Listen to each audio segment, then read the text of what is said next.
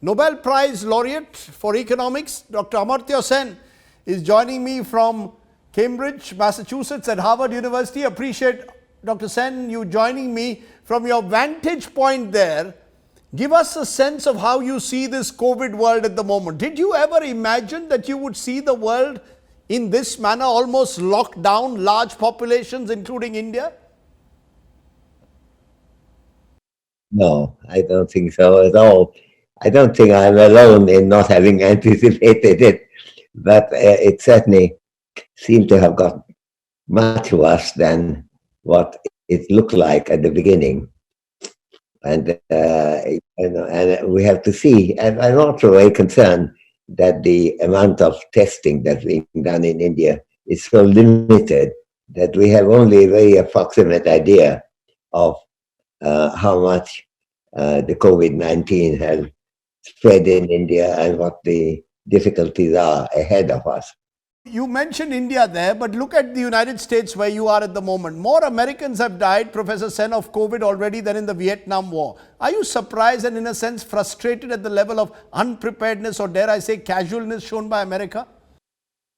I entirely agree with the reason for being frustrated about that. But people are not frustrated who have argued for quite some time that the United States needs to have a more widespread public health structure. What's the challenge, though, Dr. Sen, for governments the world over, especially India? Does COVID, in a way, present India with an opportunity to get perhaps its social security scheme, public health care schemes, right? You and others have argued, I know, for that for years. Now you're speaking of universal basic income or some kind of social safety network that involves cash transfers. How do you see, what should a government be doing in COVID times, according to you? I don't think it universal basic income. It will be in universal primary health care and universal primary education. These are two big things. You see, giving people cash is the easiest thing to do. On the other hand, arranging healthcare, arranging good education requires much more organization. That's where the state can play a big part. In the 1930s in Britain, the rationing system and the medical sharing evolved at that time, and that transformed the portrait of the poor in Britain and also started the National Health Service. By the time the war was over, the experience of wartime sharing of medical care along with food was put into practice. And by 1948, the National Health Service was flourishing. And, and I think it's an opportunity to make use of the crisis to deal with long-term problems that India has had. That's interesting. You're saying that it's not just about cash, it's about setting up, in a way, long-term institutions for healthcare, for education. There are those, though, Dr. Sen, who say that the COVID state will lead to the surveillance state. A strongman politician becoming more powerful, citizens get more dependent on the state during a lockdown. To that extent, do you fear that the entire citizen state engagement will now change in favor of the stronger state intervening in people's lives? That's a genuinely serious concern.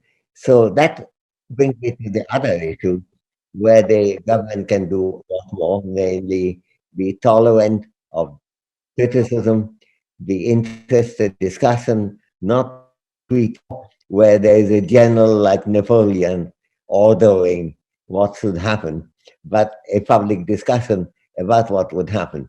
I think what I'm advocating is much more public participation, public services, along with public discussion of what is being provided and what more should be provided or how it should be adjusted.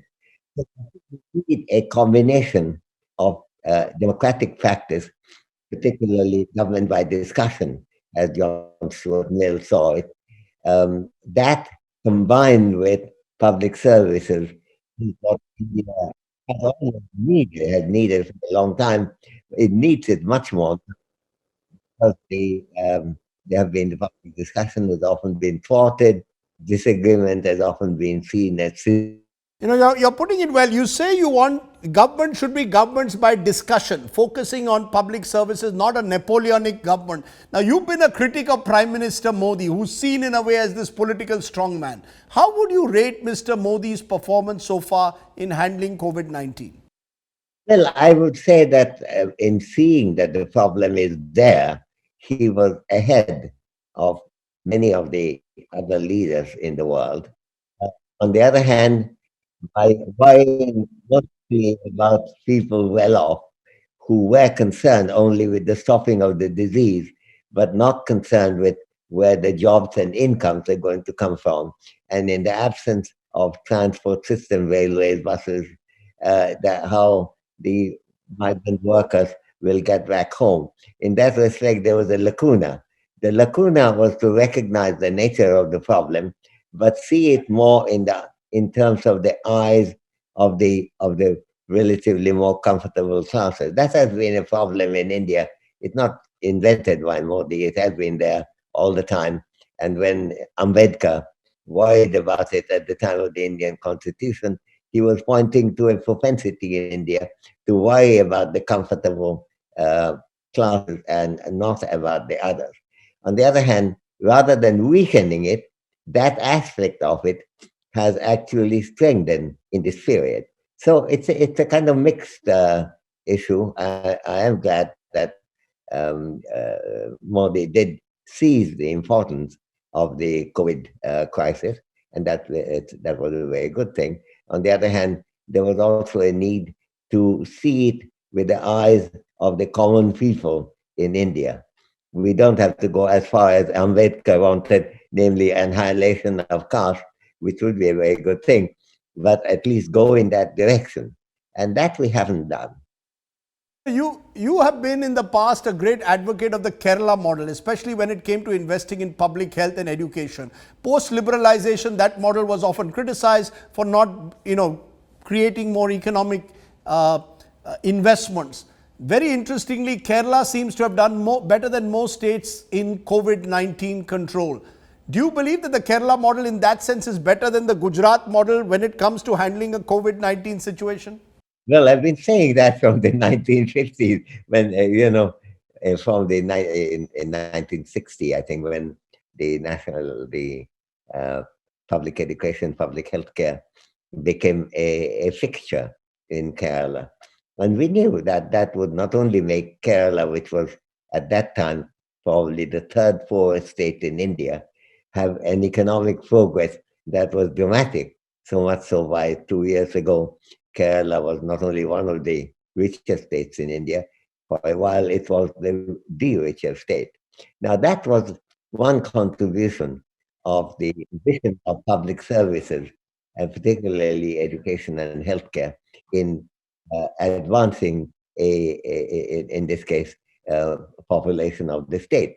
But on top of that, we knew also, and some of us had even written about it, that if there is a crisis can be much better managed when there is additional public discussion, which in Kerala there was, and where there is also a network of public health care and public education system. Now, on top of that, you can add a lot of private healthcare. I've never taken the view that we have to go to the Canadian rather than the European direction, with the Canadian direction being uh, public healthcare, but very abstemious on allowing any kind of private healthcare. I want to ask you the question that troubles many of us. The images of thousands of migrants walking hundreds of kilometers to go home during the lockdown hopefully has shaken the conscience of the country. Do you think it's time for the Indian elite and middle class to wake up to certain realities of a post-liberalization world, that there were people, thousands of them, millions of them who've got left out? Do you think COVID-19 has forced the Indian middle class to realize and acknowledge that urban poverty still exists? There was so many opportunity to see how much the poor suffer in India that I don't think we needed COVID-19 to get that recognition. But you're right that the dramatic impact of people trying to walk hundreds of miles to get back home and not being treated well in terms of jobs, incomes, in terms of transport and the facilities.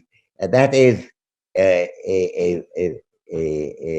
kind of, I wouldn't say wake up call. There should have been no need to wake up, but certainly a reminder that important issues don't get attention in India in a way that they should.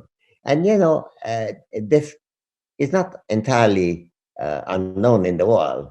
There were interesting studies, and I'm giving this example from Britain again, that when the 1930s rationing was introduced, there was an emergence of an understanding that the government had a responsibility in making sure that people don't go hungry.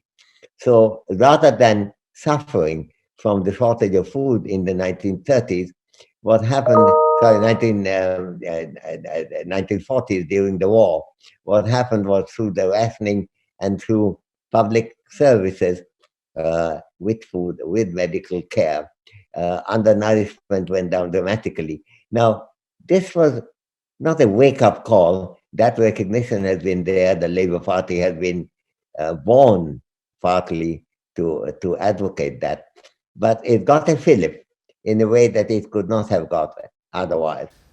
Dr. Sen, we could go on for a long time. I know that the line at times crackles when we speak to you there in Massachusetts, but it's as always a privilege to listen to you and get a sense of your wisdom. Thank you very much, Dr. Sen, for joining me there on the news today. Dr. Amartya Sen calling for governments by discussion.